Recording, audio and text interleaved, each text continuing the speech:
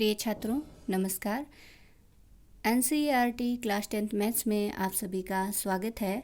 आज हम प्रश्नावली 3.4 हल करेंगे, जिसके अंतर्गत हम पढ़ेंगे विलोपन विधि और प्रतिस्थापन विधि के बारे में। तो प्रश्नावली 3.4 के अंतर्गत तो जो भी आपको समीकरणें दे रखी हैं उसको बाय नेम विलोपन विधि से हमें हल करना है। और सबसे पहली चीज़ मैं आपको बता देना चाहती हूँ कि अगर आपके परीक्षा में कोई भी सवाल आता है और उसमें प्रतिस्थापन विधि और विलोपन विधि बाय नेम आती है, तो आपको इन द्विसमीकरणों को उसी विलोपन या प्रतिस्थापन विधि से ही हल करना है। और अगर ये नहीं आता है, डायरेक्ट आता है कि दी गई रैखिक समीकरणों का हल बताइए, तो आप उसको किसी भी विधि से हल कर सकते हैं। लेकिन आपके परीक्षा में आ गया कि दी गई रैखिक समीकरणों को विलोपन विधि से हल कीजिए, तो आपको उसे विलोपन विधि से ही हल करना है। तो आइए अब हम सबसे पहले विलोपन विधि पढ़ लेते हैं। प्रतिस्थापन विधि मैंने आपको मेरे पिछले वीडियो में बता दिया है, तो प्रतिस्थापन विधि आप वहाँ से सीख सकते हैं। विलोपन विधि के लिए जैसे अपने पास सबसे पहले समीकरण दे रखी है x + y = 5, समीकरण नंबर 1। और समीकरण नंबर 2 है अपने पास 2x - 3y = 4। पहले हम समझ लेते हैं कि ये दोनों विधियां कैसे काम करेगी, विलोपन विधि कैसे काम करेगी। तो जैसे अपने पास में पहली समीकरण है x + y = 5 और दूसरी है 2x - 3y = 4। इस तरह से कोई दो समीकरणें अपने को दे रखी है। तो अब हम यहाँ पे सबसे पहले देखेंगे कि अगर अपने पास एक चिन्ह प्लस का है और दूसरा चिन्ह y का माइनस का है, तो दोनों समीकरणों को हमेशा हम जोड़ देंगे जोड़ने पर। क्यों? क्योंकि अगर एक प्लस का एक मान माइनस का है तो दोनों मान अलग अलग होने की वजह से वो कट जाएंगे।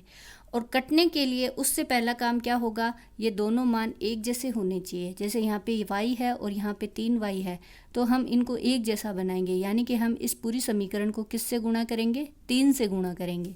यानी कि समीकरण नंबर 1 को अगर मैं 3 से गुणा कर देती हूँ तो यहाँ बनेगा 3x + 3y = 3 × 5 यानी 15। तो उस समय 3y अपना प्लस का रहेगा और ये 3y माइनस का रहेगा, तो वो कट जाएगा और बाकी समीकरण को हम हल कर लेंगे। इसे और अच्छे से समझने के लिए जैसे मान लो कि अपने पास एक समीकरण है 2x + 4y = 10 और 3x + 6y = 15। इस तरह से मान लो कि दोनों ही चिन्ह अपने प्लस के आ जाएं, तो सबसे पहला काम तो क्या होगा कि दोनों समीकरणों को हम घटाने पर। और सेकंड है कि यहाँ पे 4 है और यहाँ 6 है y के मान, इनको एक जैसा बनाना है। एक जैसा बनाने के लिए यहाँ पे इसका y का गुणा कितना है? 6 है, तो 6 से मल्टीप्लाई करेंगे, 6 से गुणा करेंगे। और इधर y का गुणा किससे हो रहा है? 4 से हो रहा है, तो इस दूसरी समीकरण को हम किससे गुणा करेंगे? 4 से गुणा करेंगे। और उनको क्या करेंगे? घटाएंगे। क्यों? क्योंकि दोनों ही चिन्ह क्या हैं? समान हैं। और दोनों ही चिन्ह असमान हो, यानी एक प्लस हो और एक माइनस हो, तो हम क्या करेंगे? समीकरणों को जोड़ेंगे।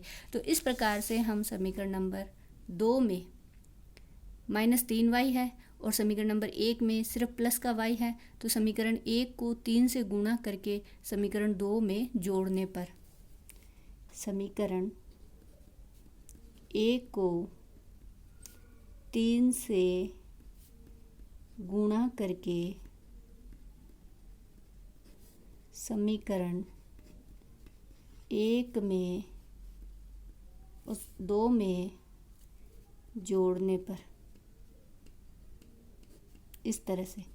तो सबसे पहले हम इसको लिख लेते हैं। समीकरण 1 को 3 से गुणा करेंगे तो यहाँ बन जाएगा 3x + 3y = 3 × 5 = 15। ये समझ में आ गया होगा सबको। इसको मैं समीकरण 3 नाम दे सकती हूँ, और नहीं भी देंगे तो भी कोई दिक्कत नहीं है। इसको 2x माइनस, क्योंकि हमने समीकरण 2 में तो कुछ चेंज किया ही नहीं है, तो उसको हम एज इट इज़ लिखेंगे, है ना। इसको समीकरण को 3 नाम देने की ज़रूरत नहीं है। तो देखो 3y प्लस का है, 3y माइनस का है, कट गया। और 3x और 2x जुड़ के कितने हो गए? 5x। और 15 और 4 जुड़ के कितने हो जाएंगे? 19।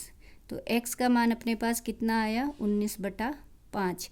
अब x = 19/5 किसी भी एक समीकरण में रख दो इन दोनों में से, तो x = 19/5 समीकरण 1 में रखने पर मैंने एक में इसलिए रखा है क्योंकि एक में x से किसी का गुणा नहीं हो रहा है, इसलिए हमारा एक स्टेप पहले ही कम हो जाएगा, इसलिए मैंने इसको एक में रखा। तो समीकरण एक में x की जगह लिखा 19/5 प्लस y बराबर 5।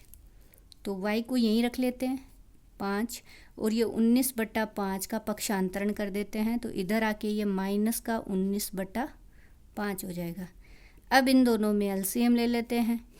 1 और 5 का एलसीएम आएगा 5, 5 को 5 से गुणा किया 25 माइनस 19, और 25 में से 19 घटाया 6/5। तो इस तरीके से x बराबर तो आया 19/5 और y बराबर आया 6/5 हमारा अभिष्ट हल होगा। इसी प्रकार से आप सभी सवालों को विलोपन विधि से हल कर सकते हैं। Thank you.